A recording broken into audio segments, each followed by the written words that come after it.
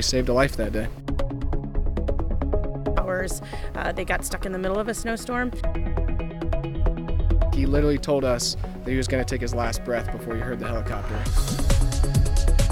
They were on a approximately 45-degree cliff face full of ice. 20-year-old guy fall down a 50-foot cliff. I rappelled my corpsman first into the cliff. It was over a 200-foot rappel. Us, from our perspective, it looked like a little creek, but come to find out it was a raging river and the waters were below 50 degrees. The most dynamic rescue I've ever done in a canyon in the trees. Now, in the time that he's trying to effect a rescue, he can't feel his hands, he can't feel his feet, and he's soaking wet because he fell into this raging river. He's literally putting this guy in the basket, and he can't even feel his own appendages. It's a very dynamic environment that we fly in, very high altitudes, the winds in the valleys and the top of the mountains. We are here. We stand a 24/7, 365-day-a-year alert, 400 lives in over 10 years. We're at 47 missions so far this year. Each of our air crewmen is actually rescue swimmer qualified in addition to the capability of being crew chief qualified. Those crewmen can not only fly in the air, but deploy over land and swim in the water.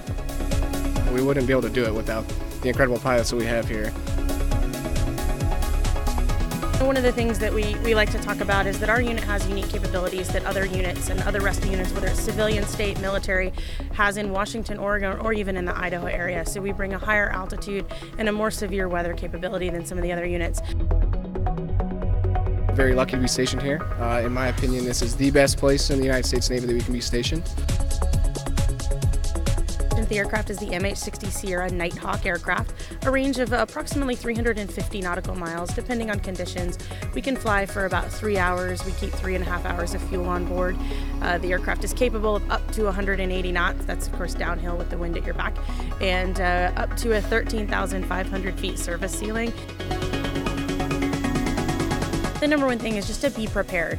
Do research, take a look at where you're going, make sure you understand what the weather is going to be for the duration of the time you're out there. Recognize that you're not likely going to have a cell phone. The service isn't going to reach in these remote areas, and they're beautiful. We want people to go out and enjoy what the Pacific Northwest has to offer. Just be prepared. Some specific things you can do, bring extreme weather gear. Understand that you may be out there longer than you originally planned.